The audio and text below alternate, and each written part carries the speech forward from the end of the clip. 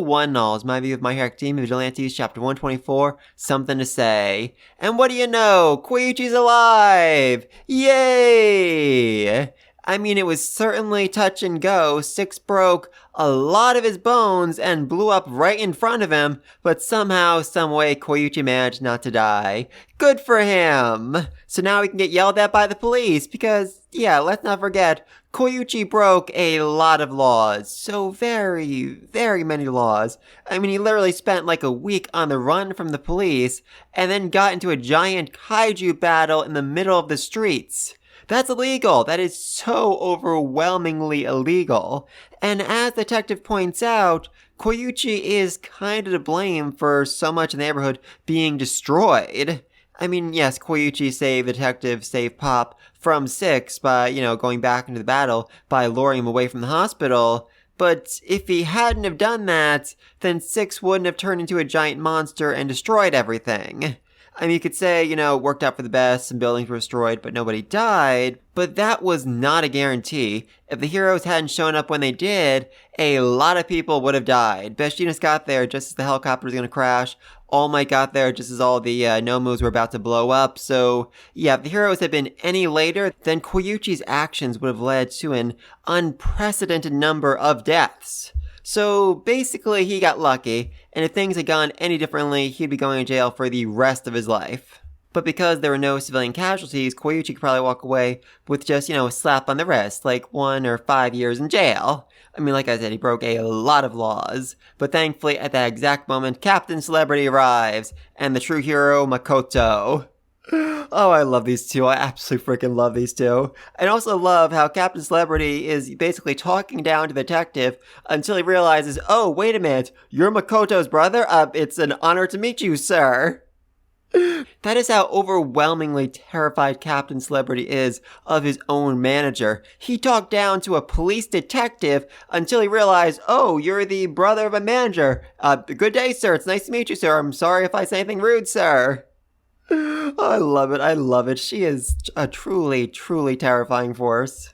And the argument she comes up with is a fairly interesting one, and one that's actually been foreshadowed for quite a while in the series. Basically, because Koichi was working for Captain Celebrity, because he ate the food that was paid for by the Captain Celebrity Hero Agency, he was technically an employee of the agency, at least being paid for by food. And way, way back when we first met Ingenium, he told Koichi that somebody employed by a hero agency doesn't necessarily need a hero's license. So, yeah, Koichi was in fact a sidekick employed by a hero agency.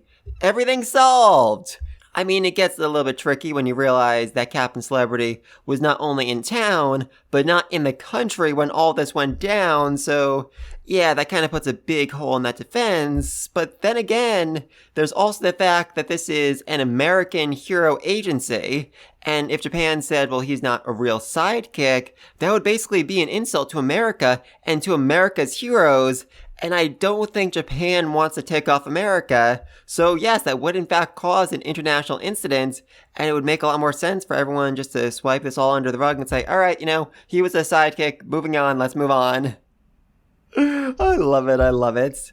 Though, there's also, some blowback on America itself because their sidekick was involved in a whole lot of destruction and an entire neighborhood basically being demolished. That's probably something they're gonna have to pay for. I think that's partially what Makoto was referring to when she said the CC Corporation will provide protection for you, Koichi, and Pop as well. When I first read that line, I assumed that was, oh, they're going to put them in witness protection in America, something like that. But I think it's also, a way of covering their backs and saying, okay, the CC Corp is going to pay for all the damage that was done by this villain rampage. And then, like I said, everyone's going to be able to sweep everything under the rug and they'll all walk away happy. Huzzah!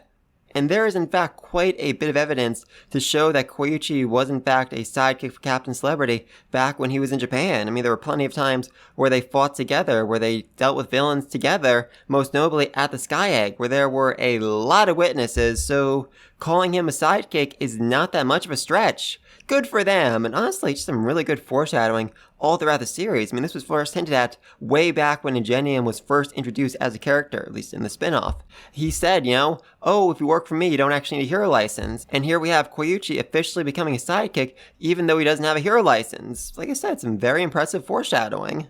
But anyway, though, then we see Pop, and she is really not doing all that well. Apparently, the, brain slug, Brain B, caused some rather severe, probably permanent damage to her mind.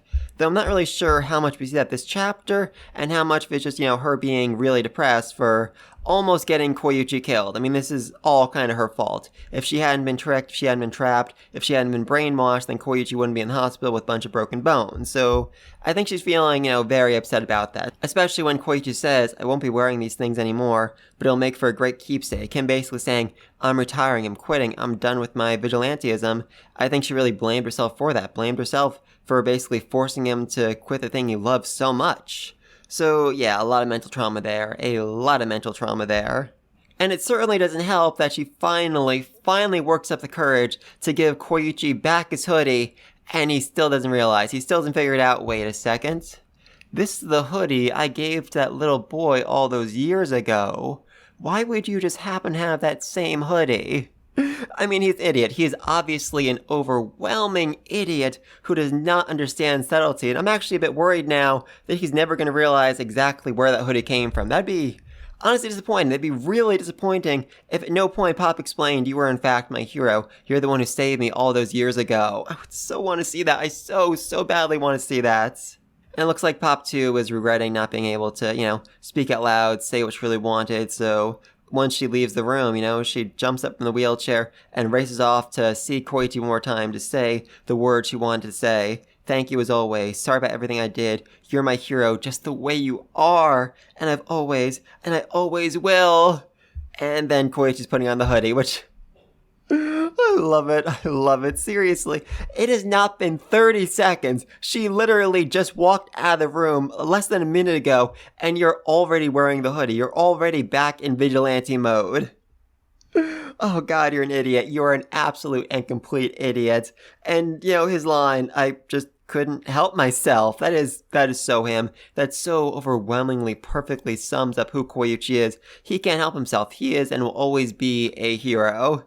And Pop just loves it, and she just loves it as she bursts into tears and is so happy and jumps into his arms. It is adorable. It is so overwhelmingly adorable. Even as Koichi tries to explain, oh no, I learned my lesson, I promise. Unfortunately, you cannot lie to Makoto, and she can see right through it and realizes, okay, Koichi hasn't lost his will, he hasn't lost his spirit, he hasn't lost his fire. He still wants to be a hero, so let's pull up Plan B. And then she makes him sign a bunch of contracts, even though he doesn't actually know what he's signing, which, Koichi, I know you're an idiot, I know you trust Makoto. Never sign a contract when someone tells you to. Always read it, or have a lawyer read it, or have someone summarize it to you. You never just sign it without asking what it is.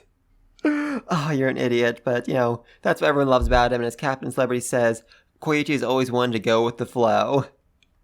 Now, as for what this contract actually is, my best guess is that it is essentially making Koichi an official employee of the Captain Celebrity Hero Corporation. Moving forward, Koichi will be an officially licensed, or I guess unlicensed, but official sidekick and be able to do hero business. The only question, though, is where exactly is Koichi going to do that heroing? When I first read this chapter, I assumed, oh, he's going to America with Pop, and they're going to start a whole new life over there. Which I would so love to see. It would explain why we haven't seen him back in the main series. But a big element of Vigilante so far has been the fact that heroes don't really go to the intercity neighborhoods. They don't go to these small places, and as a result, there's a lot of crime, and a lot of people need heroing, a lot of people need saving. Koichi is only as good a vigilante as he was because he knew Narahata. He knew the neighborhood like the back of his hand and was able to outsmart the villains, knew exactly where they were going, knew it was around every corner. So him moving to America to become a sidekick there, that makes a lot less sense. So could he continue to be a sidekick for Captain Celebrity but stay in Narahata? Maybe Captain Celebrity can start up a new branch of his hero agency in Japan and Koichi would basically run it, I mean, like the detective said, the big issue with your society right now is the fact that there are holes. The smaller neighborhoods aren't being protected as much as they should be, and that is a weakness in Hero society that the villains can exploit. So maybe this is going to be his attempt to find a way to put heroes in smaller neighborhoods, maybe less official, less full-time heroes, and more like a volunteer force to look out for the neighborhood and keep people safe. I could see that would make quite a bit of sense, but that would certainly be a rather strong reach of his authority as an American hero. I'm not really sure if he'd be able to do that, so curious, very, very curious about all of that. But please, let me know what you think all down below. What do you think of Pop finally giving him the hoodie? When do you think he's gonna realize, wait a second, I've worn this hoodie before. You're that little boy. Oh my god, Pop was a boy all along. I could see him saying that. I could honestly see him saying that. What's the plan moving forward? What exactly is Koichi signing here? And what's going to be the future of Vigilantes? I mean, I'm assuming it's almost over. I would be very, very surprised if it wasn't. But do you think Koichi is going to move to America and be a sidekick there? Or do you think he's going to stay in Japan, stay in Narahata? Maybe Captain Celebrity could even buy the building that Koichi has been staying in all this time and turn it into the hero agency or a branch of his hero agency here in Japan. I would so love that. I would so love to see that. And just have, junior volunteer heroes stepping up to patrol the neighborhood and keep crime down. That'd be amazing. That'd be so amazing to see. But let me know down below. Be sure to like and subscribe so you don't miss the next video. And until then, peace!